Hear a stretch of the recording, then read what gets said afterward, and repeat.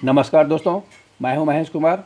स्वागत है आपका हमारे channel exam and GK centre पर।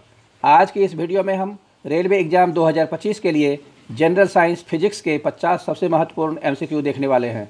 अगर आप railway, RRB, NTPC, group D, ALP, JE या किसी अन्य सरकारी परीक्षा की तैयारी कर रहे हैं तो यह वीडियो आपके लिए बहुत उपयोगी होने वाला है। सभी सवालों की विस्तृत व्याख्या भी दी गई है ताकि आपको कॉन्सेप्ट क्लियरिटी भी मिले। तो वीडियो को अंत तक देखें और कमेंट में बताएं कि आपने कितने सही जवाब दिए हैं। तो बिना समय गंवाए चलिए शुरू करते हैं। दोस्तों, motion and laws of motion से सवाल है, गति का एसआई मात्रक क्या है? ए मीटर प्रति सेकंड स्क्वायर, बी मीटर प्रति सेकंड, सी किलोग्राम और डी न्यूटन। दोस्तों, ये सवाल आपके लिए है। आप अपना राइट आंसर कमेंट में ज़रूर दें। अगला सवाल है, न्यूटन का प्रथम नियम किससे संबंधित है? ऑप्शन ए संवेग संरक्षण से, बल से, जड़त्व से या अभिकेंद्रीय बल से। दोस्तों, न्यूटन का प्रथम नियम जड़त्व से संबंधित है, जो कहता है कि कोई वस्तु तब तक स्थिर या गतिशील बनी रहती है जब तक कोई बाहरी बल उस पर कार्य न करे। तो इसका राइट आंसर होगा ऑप्शन सी, जड़त्व से। ऑप्शन सी राइट आंसर होगा। आगे बढ़ते हैं। अगला सवाल है, संवेग मोमेंटम का मात्रक क्या है? ऑप्शन ए किलोग्राम मीटर प्रति सेकंड, ऑप्शन बी मीटर प्रति second square, option C Newton या ऑप्शन डी जूल। दोस्तों, संवेग मोमेंटम इजकल टू द्रव्यमान इंटू वेग, और इसका मात्रक केजी मीटर प्रति सेकंड होता है। इसका राइट आंसर हो जाएगा ऑप्शन ए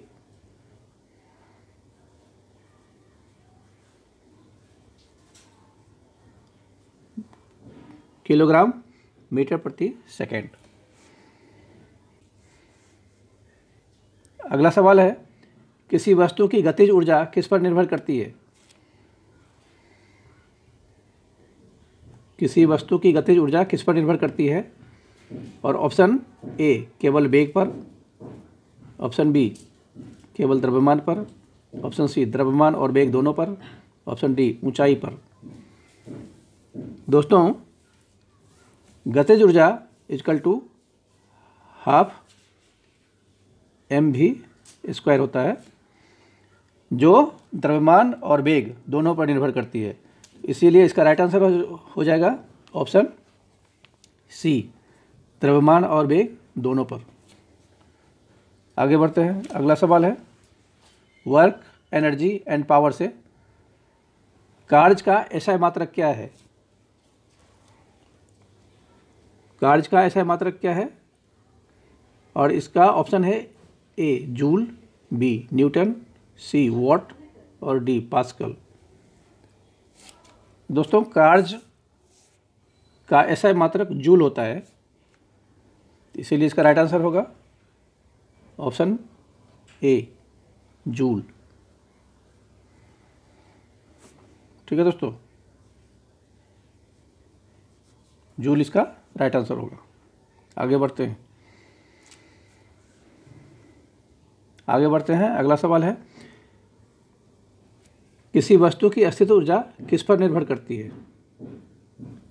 ऑप्शन ए केवल ऊंचाई पर, ऑप्शन बी केवल द्रव्यमान पर, ऑप्शन सी द्रव्यमान और ऊंचाई दोनों पर, ऑप्शन डी केवल घनत्व पर।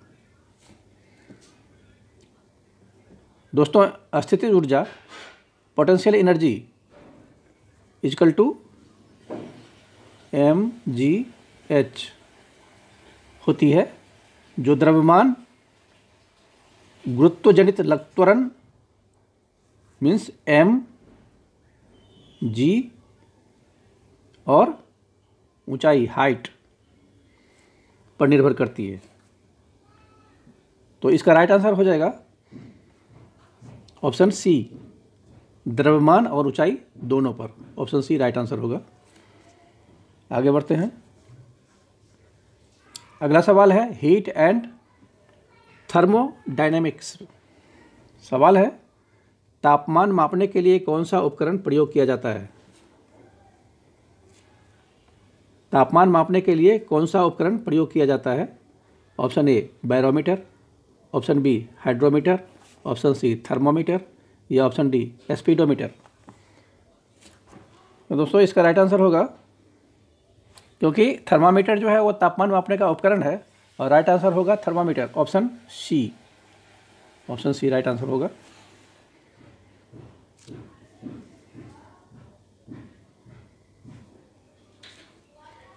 आगे बढ़ते हैं। अगला सवाल है ऊष्मा किस मात्रक में मापी जाती है। और आपके ऑप्शन है ऑप्शन ए जूल में, ऑप्शन बी वोल्ट में, ऑप्शन सी न्यूटन में या ऑप्शन डी ओम में। तो दोस्तों ऊष्मा जो है, हीट जो है, उसको जूल में मापा जाता है, तो इसका सही जवाब होगा joule, option A. Option A सही जवाब होगा। आगे बढ़ते हैं। अगला सवाल है वेव्स एंड साउंड से। सवाल है ध्वनि, अगला सवाल है ध्वनि तरंगे किस प्रकार की होती है। और इसका ऑप्शन है ऑप्शन ए अनुदैर्ध्य तरंग, ऑप्शन बी अनुप्रस्थ तरंग, ऑप्शन सी स्थिर तरंग या ऑप्शन डी विद्युत चुंबकीय तरंग। दोस्तों ध्वनि तरंगे अनुदैर्ध्य तरंग होती है, तो इसका राइट आंसर हो जाएगा option A. Option A right answer होगा, अनुदैर्ध्य तरंग।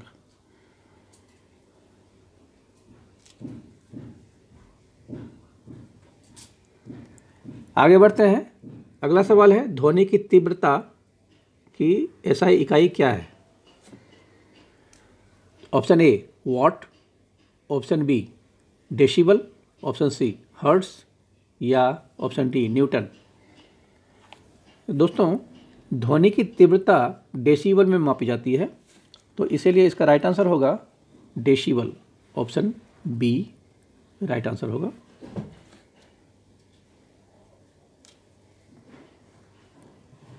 अगला सवाल है इलेक्ट्रिसिटी एंड मैग्नेटिज्म से। सवाल है कौन सा उपकरण एसी को डीसी में बदलता है।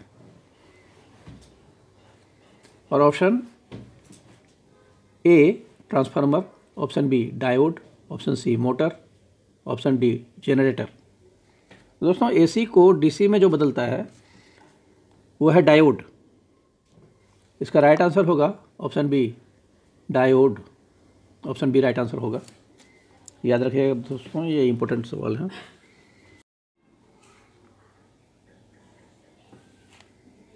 अगला सवाल है ट्रांसफार्मर किस सिद्धांत पर कार्य करता है। और ये है आपके ऑप्शन। ऑप्शन ए प्रेरण, ऑप्शन बी संवेग संरक्षण, ऑप्शन सी ऊष्मा संचालन या ऑप्शन डी गैस का नियम।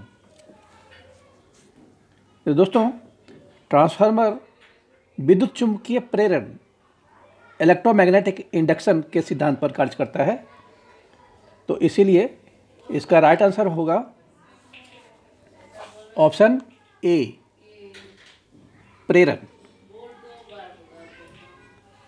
Electromagnetic induction. ठीक है, राइट आंसर होगा प्रेरण, ऑप्शन ए। आगे बढ़ते हैं। मॉडर्न फिजिक्स एंड ऑप्टिक्स पे ये सवाल है।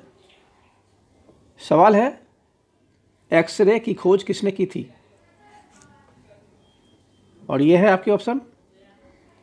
Option A Rutherford, option B Wilhelm Röntgen, option C Einstein या ऑप्शन डी मैक्स प्लांक। तो दोस्तों एक्सरे की खोज विल्हेम रॉन्टजन ने 1895 में किया था। कब किया था? 1895 में। ठीक है दोस्तों, तो इसका राइट आंसर हो जाएगा ऑप्शन बी, विल्हेम रॉन्टजन। याद रखिएगा, इंपॉर्टेंट सवाल है दोस्तों। आगे बढ़ते हैं। अगला सवाल है, हाइड्रोजन परमाणु में कितने प्रोटॉन होते हैं? और ये है आपके option A 0, option B 1, option C 2 या ऑप्शन डी 3। तो दोस्तों हाइड्रोजन में केवल एक प्रोटॉन होता है, तो इसका सही जवाब होगा ऑप्शन बी।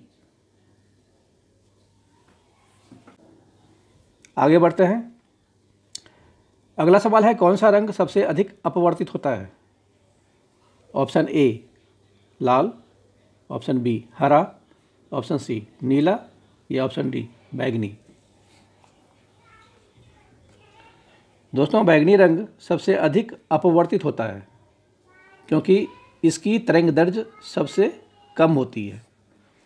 तो इसका राइट आंसर होगा ऑप्शन डी बैंगनी।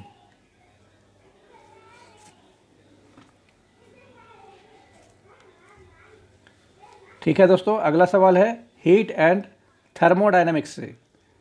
सवाल है, ठोस से द्रव में बदलने की प्रक्रिया को क्या कहते हैं?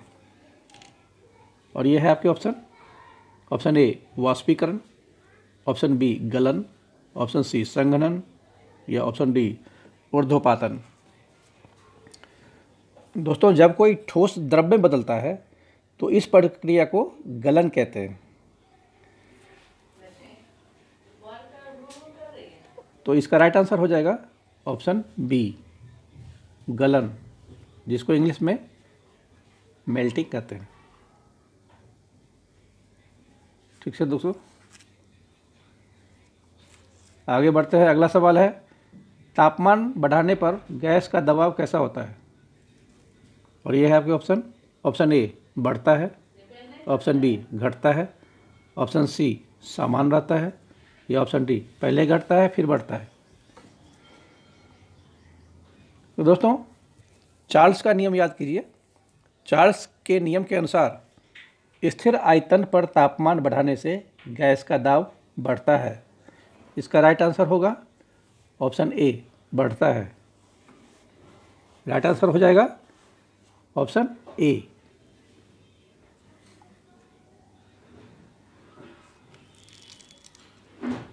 आगे बढ़ते हैं। अगला सवाल है, किसी पदार्थ के तापमान को 1 डिग्री सी बढ़ाने के लिए आवश्यक ऊष्मा को क्या कहते हैं?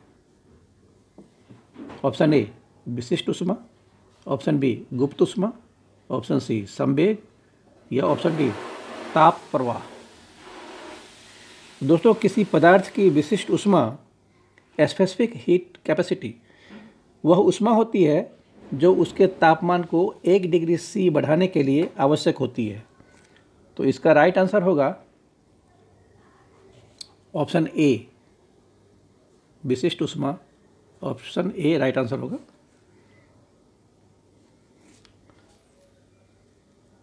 अगला सवाल है वेव्स एंड साउंड से। सवाल है, ध्वनि किस माध्यम में सबसे तेज गति से चलती है? ऑप्शन ए ठोस में, द्रव में, गैस में या निर्वात में। तो दोस्तों ध्वनि की गति ठोस से द्रव और द्रव से गैस के क्रम में होती है। तो क्योंकि ठोस में अणु सबसे अधिक सघन होता है, इसीलिए इसका राइट आंसर हो जाएगा ऑप्शन ए ठोस में। राइट आंसर ऑप्शन ए होगा, याद रखिएगा दोस्तों। आगे बढ़ते।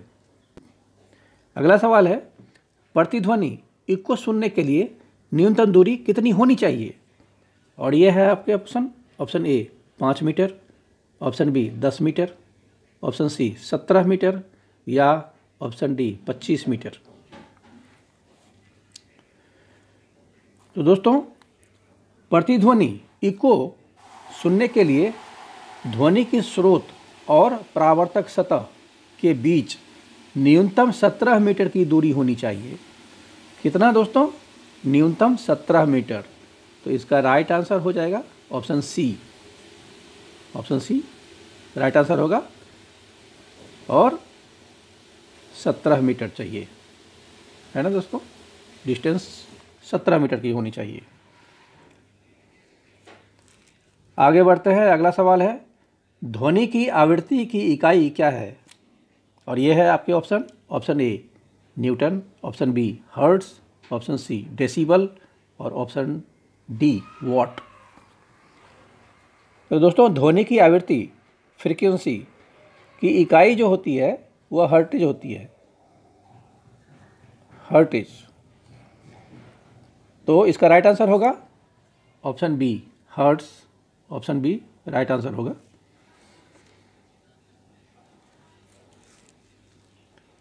आगे बढ़ते हैं। सवाल है इलेक्ट्रिसिटी एंड मैग्नेटिज्म से। सवाल है विद्युत धारा का एसआई मात्रक क्या है? बहुत इजी सवाल है और आपके ऑप्शन है option A volt, option B ohm, option C ampere या ऑप्शन डी वॉट। आप सोचिए दोस्तों और आप अपना जवाब कमेंट में ज़रूर डालिए। दोस्तों विद्युत धारा इलेक्ट्रिक करंट का एसआई मात्रक एम्पियर होता है। तो इसका राइट आंसर होगा ऑप्शन सी एम्पियर। ठीक है दोस्तों, ऑप्शन सी राइट आंसर हो जाएगा और एम्पियर जो हम ए से डिनोट करते हैं।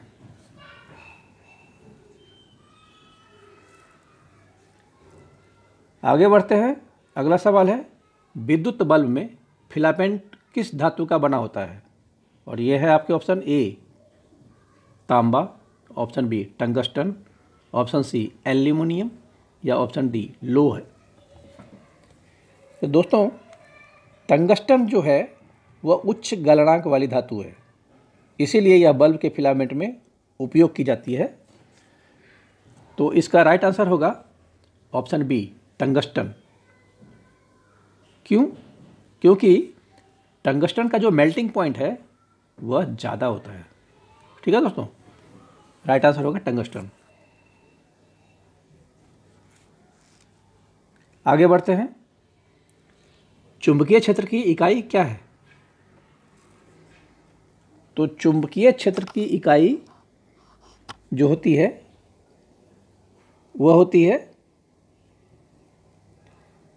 टेस्ला और ये है ऑप्शन ए। राइट आंसर होगा ऑप्शन ए।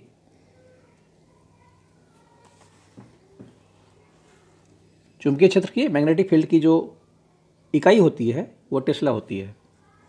ठीक है दोस्तों, आगे बढ़ते हैं।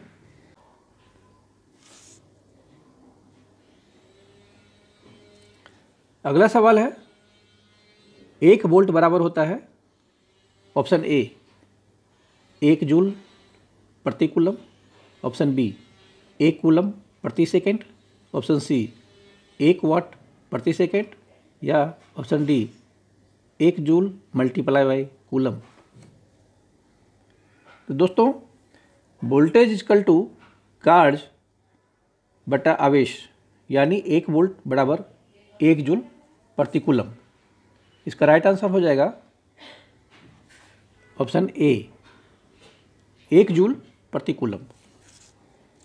राइट आंसर होगा ऑप्शन ए। दोस्तों अगला सवाल है मॉडर्न फिजिक्स एंड ऑप्टिक्स से। सवाल है प्रकाश की गति कितनी होती है? ऑप्शन ए 3 × 10⁶ मीटर प्रति सेकेंड, ऑप्शन बी 3 × 10⁸ मीटर प्रति सेकेंड, ऑप्शन सी 3 × 10⁵ किलोमीटर प्रति सेकेंड या ऑप्शन डी दोनों बी और सी सही है। तो दोस्तों प्रकाश की गति 3 × 10⁸ मीटर प्रति सेकेंड या 3 × 10⁵ किलोमीटर प्रति सेकेंड होती है। तो इसका राइट आंसर हो जाएगा ऑप्शन डी। ये दोनों सही है सब दोस्तों, दोनों सही है, बी और सी दोनों सही है। ऑप्शन डी राइट आंसर होगा।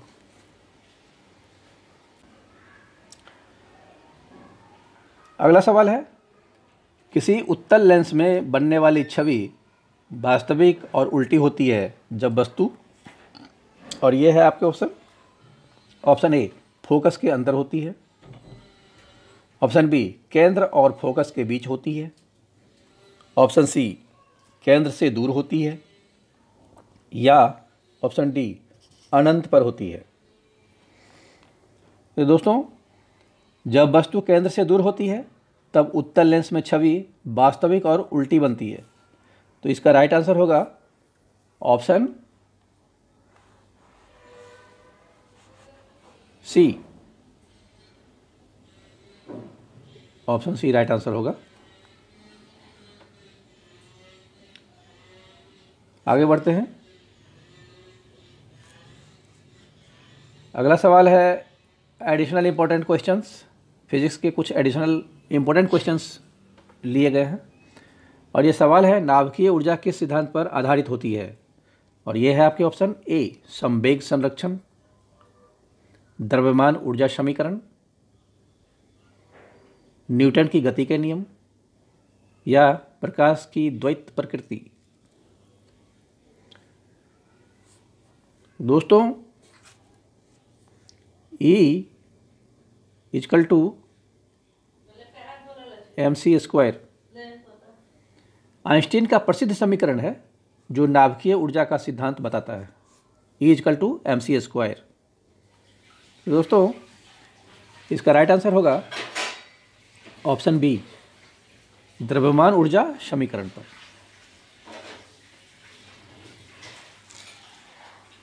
आगे बढ़ते हैं। अगला सवाल है, किसी चालक की प्रतिरोध क्षमता किस पर निर्भर करती है। और यह है ऑप्शन ए चालक की लंबाई पर, ऑप्शन बी चालक की मोटाई पर, ऑप्शन सी चालक के पदार्थ पर, या ऑप्शन डी उपरोक्त सभी पर।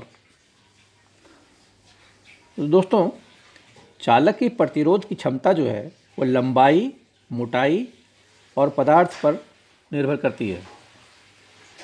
तो इसका राइट आंसर होगा उपरोक्त सभी पर, ऑप्शन डी।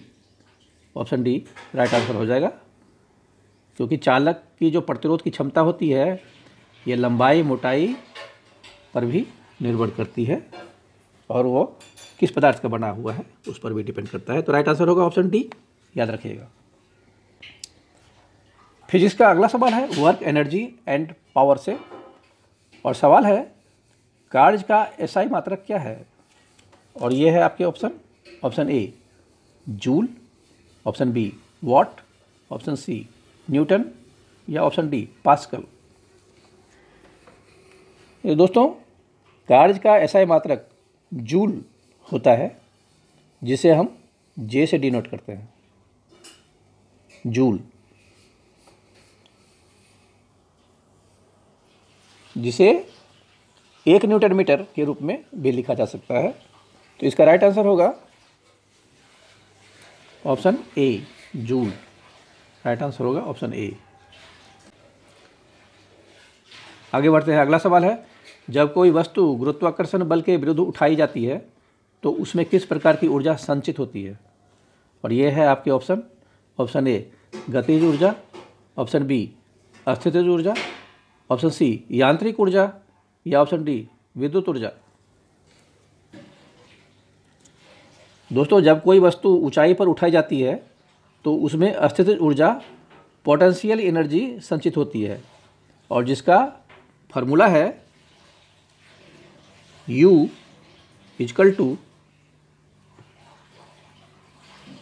mgh।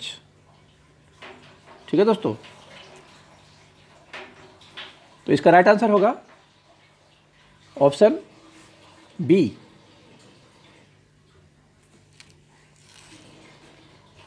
तो इसका राइट आंसर होगा ऑप्शन बी अस्थितिज ऊर्जा।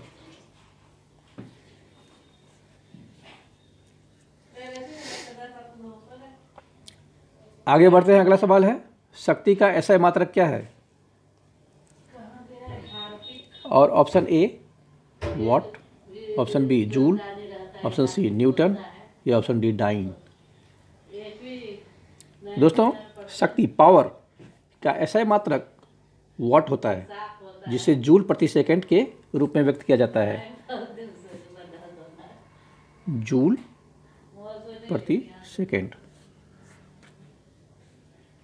तो इसका राइट आंसर होगा option A watt. Option A right answer होगा। आगे बढ़ते हैं। अगला सवाल है, कौन सा बल कार्य नहीं कर सकता? तो ऑप्शन है, ऑप्शन ए घर्षण बल, ऑप्शन बी गुरुत्वाकर्षण बल, ऑप्शन सी लंबवत बल या ऑप्शन डी अपकेंद्री बल। दोस्तों, जब कोई बल वस्तु की गति के लंबवत कार्य करता है तो वह कोई कार्य नहीं करता। तो इसका राइट आंसर होगा ऑप्शन सी लंबवत। राइट आंसर हो जाएगा ऑप्शन सी। आगे बढ़ते हैं। अगला सवाल है मोशन एंड ग्रेविटेशन से, और ये सवाल है, यदि किसी वस्तु का वेग दोगुना कर दिया जाए तो उसकी गतिज ऊर्जा कितनी हो जाएगी? और ये है आपके ऑप्शन, ऑप्शन ए 2 गुना, ऑप्शन बी 4 गुना, ऑप्शन सी 8 गुना या ऑप्शन डी समान रहेगी। तो दोस्तों, गतिज ऊर्जा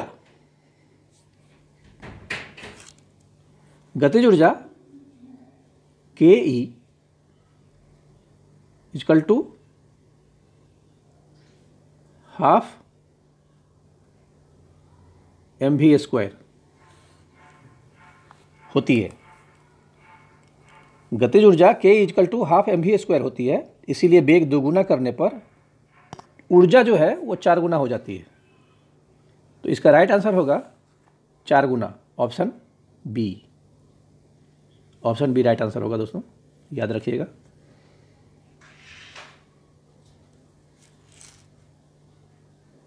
आगे बढ़ते हैं। अगला सवाल है, मुक्त रूप से गिर रही वस्तु की गति किस नियम का पालन करती है? और यह है आपका ऑप्शन,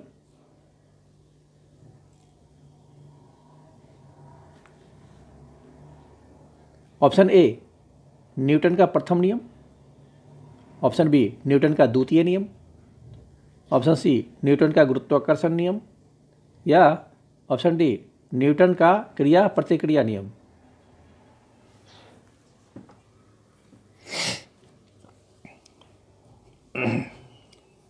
दोस्तों, पृथ्वी पर गिरने वाली वस्तु न्यूटन के गुरुत्वाकर्षण नियम, लॉ ऑफ ग्रेविटेशन के अनुसार कार्य करती है। तो इसका राइट आंसर होगा ऑप्शन सी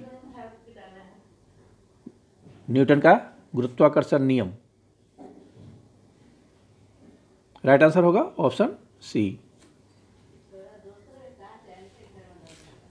ठीक है दोस्तों, आगे बढ़ते हैं। अगला सवाल है, किसी वस्तु का संवेग, किसी वस्तु का मोमेंटम का ऐसा मात्रक क्या है? और ये है आपके option, option A kg metre प्रति सेकेंड, nm जूल प्रति सेकेंड, मीटर प्रति सेकेंड स्क्वायर। तो दोस्तों, मोमेंटम का जो एसआई मात्रक है वह है किलोग्राम मीटर प्रति सेकेंड। kg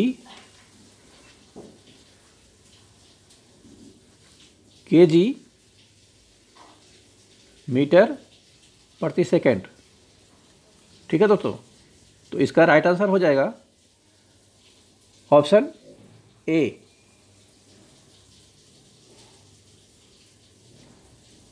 kg मीटर प्रति सेकेंड।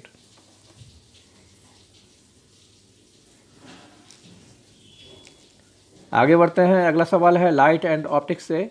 सवाल है, कोई वस्तु दर्पण में उल्टी दिखाई देती है, इसका कारण क्या है? और ये है आपके ऑप्शन, ऑप्शन ए परावर्तन के कारण, ऑप्शन बी अपवर्तन के कारण, ऑप्शन सी विवर्तन के कारण या ऑप्शन डी ध्रुवन के कारण। तो दोस्तों, कोई वस्तु दर्पण में उल्टी दिखाई पड़ती है तो दर्पण में छवि परावर्तन रिफ्लेक्शन के कारण उल्टी दिखाई देती है। तो इसका आंसर हो जाएगा, राइट आंसर, ऑप्शन ए, परावर्तन के कारण। राइट आंसर होगा ऑप्शन ए।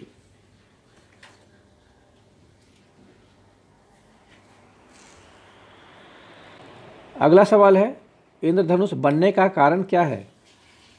और ये है आपके ऑप्शन, ऑप्शन ए अपवर्तन, ऑप्शन बी परावर्तन, ऑप्शन सी पूर्ण आंतरिक परावर्तन, या ऑप्शन डी उपरोक्त सभी।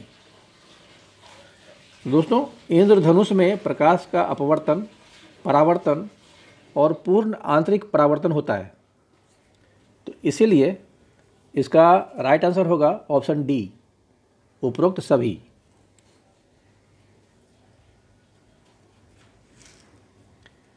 आगे बढ़ते हैं। अगला सवाल है, सबसे अधिक अपवर्तनांक किस पदार्थ का होता है?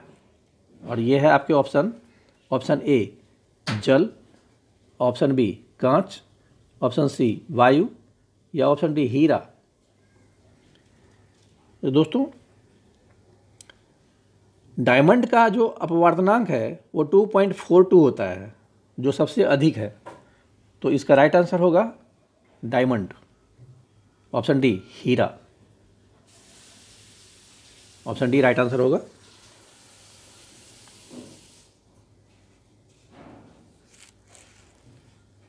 दोस्तों, अब सवाल है मॉडर्न फिजिक्स से, और सवाल है न्यूटन के गति के नियम कितने होते हैं?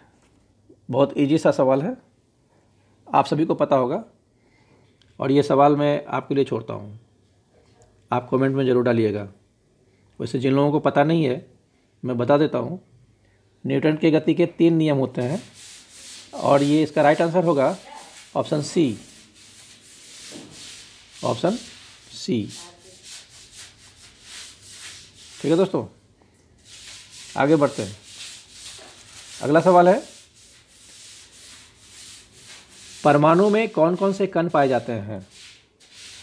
और ये है आपके option, option A electron, option B proton, option C neutron, या ऑप्शन डी उपरोक्त सभी। तो दोस्तों, परमाणु में इलेक्ट्रॉन, प्रोटॉन और न्यूट्रॉन तीनों पाए जाते हैं, और इसका राइट आंसर होगा ऑप्शन डी उपरोक्त सभी। ठीक है दोस्तों, राइट आंसर हो जाएगा ऑप्शन डी। आगे बढ़ते हैं। अब सवाल है फिजिक्स के, न्यूक्लियर फिजिक्स से। तो सवाल है, एक कण किससे मिलकर बने होते हैं? और ये है आपके ऑप्शन, ऑप्शन ए 2 प्रोटॉन और 2 न्यूट्रॉन से, ऑप्शन बी 2 प्रोटॉन और 4 न्यूट्रॉन से, ऑप्शन सी 2 इलेक्ट्रॉन और 2 प्रोटॉन से, या ऑप्शन डी केवल 2 न्यूट्रॉन से। तो दोस्तों, अल्फा पार्टिकल में 2 प्रोटॉन और 2 न्यूट्रॉन होते हैं, तो इसीलिए इसका राइट आंसर हो जाएगा ऑप्शन ए 2 प्रोटॉन और 2 न्यूट्रॉन। राइट आंसर होगा ऑप्शन ए। ठीक है दोस्तों, आगे बढ़ते हैं। अगला सवाल है, प्रकाश विद्युत प्रभाव फोटो इलेक्ट्रिक इफेक्ट की खोज किसने की थी? और आपके ऑप्शन है, option A Maxwell, option B Einstein, option C Newton, या ऑप्शन डी फेमी। ये दोस्तों, आइंस्टीन ने 1905 में, याद रखिएगा दोस्तों, आइंस्टीन ने 1905 में प्रकाश विद्युत प्रभाव की खोज की थी, फोटो इलेक्ट्रिक इफेक्ट की। तो इसका राइट आंसर होगा option B Einstein, B right answer होगा। आगे बढ़ते हैं। अगला सवाल है, मिससेलेनियस फिजिक्स के कोई क्वेश्चन है? अगला सवाल है, लेंस की क्षमता की एसआई इकाई क्या है? और ये है आपके option. Option A dioptre, option B hertz, option C joule या ऑप्शन डी वॉट। और इसका राइट आंसर हो जाएगा ऑप्शन ए डायोप्टर। लेंस की क्षमता का ऐसा इकाई जो है वो डायोप्टर होती है। Right answer option A.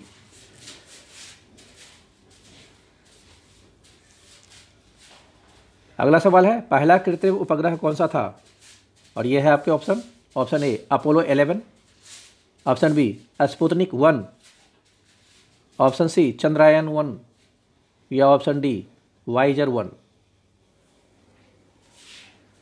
तो दोस्तों इस सवाल का सही जवाब होगा ऑप्शन बी स्पुतनिक 1।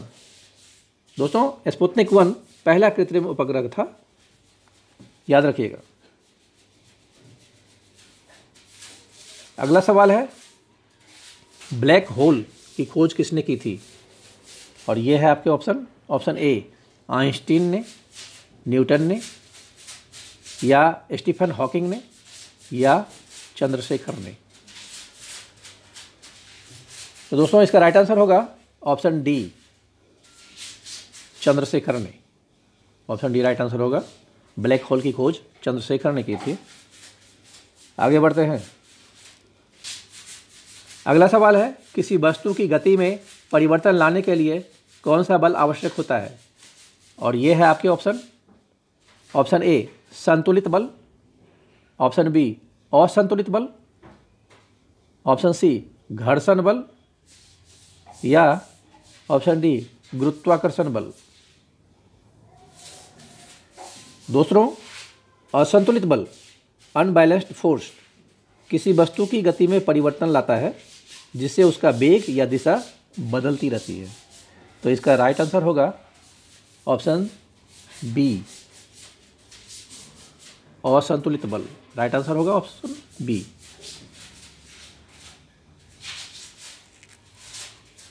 आगे बढ़ते हैं। अगला सवाल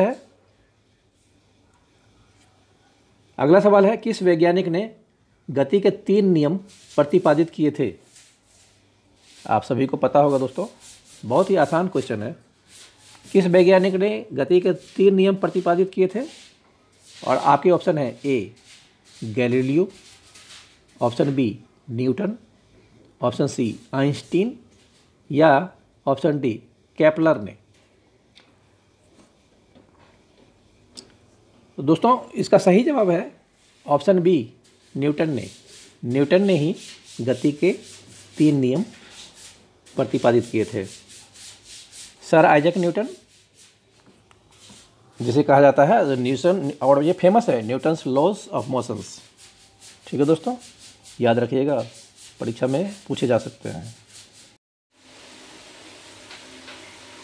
दोस्तों अगला सवाल है, प्रकाश का वेग अधिकतम किस माध्यम में होता है? और यह है आपके ऑप्शन ए जल, ऑप्शन बी कांच, ऑप्शन सी निर्वात या ऑप्शन डी वायु।